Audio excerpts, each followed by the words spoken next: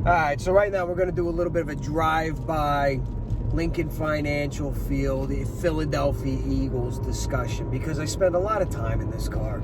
And I spent a lot of time driving past that stadium. I spent a lot of time thinking about our beloved Philadelphia Eagles. And over the last week, I spent a lot of time thinking about this particular issue. So I just want to take a moment of your time to discuss it. Just you and I, two people in a car, talking birds. And what I want to discuss is absolutely a hot button issue for the Philadelphia Eagles nation, and that's Deshaun Watson, but rather the Philadelphia Eagles potentially trading for Deshaun Watson as their new franchise quarterback. And I have spent the last 2 months poo-pooing this issue off as just, I don't know, fodder for sports talk radio, just headline news for a slow time during the NFL season. Maybe clickbait bullshit, the type of bullshit that we see every single year. I just poo-pooed it off. Even when Adam Schefter himself said that the Eagles are in the best position, are most positioned to acquire Deshaun Watson from the Houston Texans, I said, no shit, Adam. No fucking shit. Never at any point in my life as an Eagles fan, in our lives, have the Eagles had 3 first-round picks. And listen, I know the condition of the Carson Wentz pick, but never have they had the draft assets that they currently have right now. No shit, we're in best position to acquire Deshaun Watson. We're best position to acquire any franchise quarterback in the NFL. If Aaron Rodgers was up for trade discussion, I'm sure Howie Roseman would be making phone calls right now, holding 3 first-round picks. It was like, no duh headline. And he was saying that on Philadelphia Sports Talk Radio, which I'm sure, kind of riles up the fan base, because we're an easy fan base to rile up. But then he starts talking about it on national shows. And talking about it with the kind of bravado and the kind of, yeah, I know about this. Sort of, you have to watch the tone sometimes. But more importantly than what he was saying, or how he was saying it, you have to kind of pay attention of who was saying it. Because Adam Schefter's not one of these clickbaity, headline, hot take artists. Adam Schefter is the most trusted source of information throughout the NFL. More importantly, he is a known mouthpiece for one particular individual within the organization. So if Adam Schefter's out there saying it, and Adam Schefter is out there saying it with his chest, it's coming from one individual. But what Adam Schefter said wasn't even a thing that was like sending me off. What sent me over the edge was yesterday Howard Eskin saying that the Eagles had a 90% chance of landing Deshaun Watson once he is available for trade. Something you got to understand about Howard Eskin. Love him or hate him, like him or not, when Howard usually says this kind of stuff, he is 95% accurate because he is a mouthpiece for the organization. The Eagles gave this man a Super Bowl ring. And when it came to the Nick Foles stuff, when it came to certain trade stuff, when it came to Doug Peterson stuff, when it came to Deuce Staley not being the head coach, when Howard Eskin says something about the Eagles, forget what he says about the Phillies, forget what he says about the Sixers, when he says something about the Eagles and puts a 90% stamp on it, normally he's right and he's getting that information from somebody within the organization. So you take together the Adam Schefter stuff, you take together the Howard Eskin stuff, you take to what they've said recently about the Philadelphia Eagles that has come true, and I can't help but feel like the Deshaun Watson stuff has legs.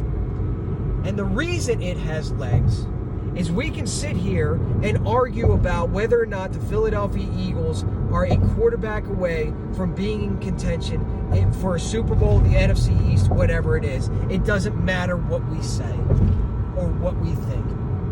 It doesn't matter. It doesn't matter what you think. It doesn't matter what I think. Follow along, kids.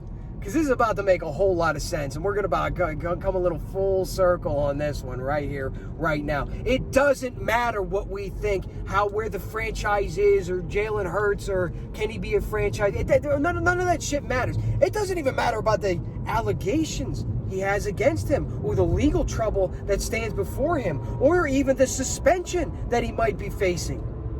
None of that matters. Which, let me throw out a blanket statement right here, right now. If you sexually harass women, you are a scumbag. Plain and simple, cut and dry, end of discussion, end of story. You are a scumbag. And I don't even think it's a good idea to have a scumbag as the face of your franchise, as the quarterback of your team. But what I think doesn't matter. What you think doesn't matter. It doesn't matter where they are in their arc. It doesn't matter about Deshaun Watson's trouble. You know what matters? Here we go. Buckle up. You know what matters? The guy sitting next to the phone. The guy making the phone calls. The guy taking the phone calls. That's what matters. Because I have been pounding the table on this YouTube channel, on this Instagram page, trying to make a point that I don't think Howie Roseman is as safe as y'all think he is. I don't think he's as safe as you guys think he is. Some people think that, like, Howie Roseman's untouchable. No, he's not. No, he is not. Some people think that, like, Howie Roseman is the estranged son of Jeffrey Lurie. No, he's not. Some people think that Howie Roseman has naked pictures of Jeffrey Lurie somewhere. No, he's not. Some people think that Howie Roseman is untouchable. No, he is not. Jeffrey Lurie is a good owner. Despite reports that have come out, I do believe Jeffrey Lurie is a good owner. And he is not as dumb as you guys think he is, or attached to Howie Roseman as you think he is. Remember, Jeffrey Lurie is the guy that fired his childhood friend, a guy that he trusted his life, his business, his organization with, in Joe Banner. Now, what Jeffrey Lurie is an individual that will give you every opportunity to fix every mistake that you made. He will allow you to try to right the ship. But this ship that is the Philadelphia Eagles organization is now captained by Howie Roseman, and he can no longer blame anybody else but himself if it doesn't go right. He cannot blame Doug Peterson. Doug ain't here. He cannot blame Carson Wentz anymore. Carson ain't here. If this thing doesn't get right next year, it reflects on Howie Roseman, and Howie Roseman has pinned his back through his own actions, has pinned his back up against the wall. So if you are Howie Roseman, and you know your back is up against the wall and you're trying to save your job, and you know that if you this up, there is a good chance that you will not even see those 3 first-round picks next year, 2 of which you helped to acquire. If you are Howie Roseman, would you not trade those 3 first-round picks for the most important position in the NFL as a franchise quarterback to help right the ship in a hurry, to save your own ass so you don't get fired? Again, read between the lines, read the tea leaves, follow the breadcrumbs. All of this leads to one guy, and that's Howie Roseman. Adam Schefter is a mouthpiece for Howie Roseman. He's out there blasting this shit out. Howard Eskin is a mouthpiece for Howie Roseman. He's out there blasting this shit out. Howie Roseman knows he needs to make a move to right the ship, otherwise it's his ass on the job. And listen, if Howie Roseman is who we think he is, a master manipulator of the salary cap, a master manipulator of draft day trades, but overall a master manipulator of saving his own ass, because he outlived Chip Kelly, he outlived Andy Reid, he outlived Doug Peterson, and here he is, and every cat's got 9 lives, and I don't know how many lives Howie Roseman has left. Is this all starting to make sense now?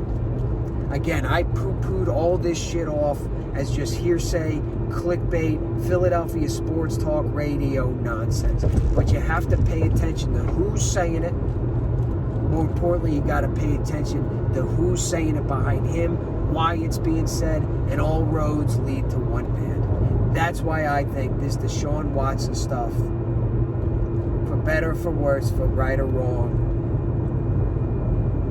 this thing's got legs.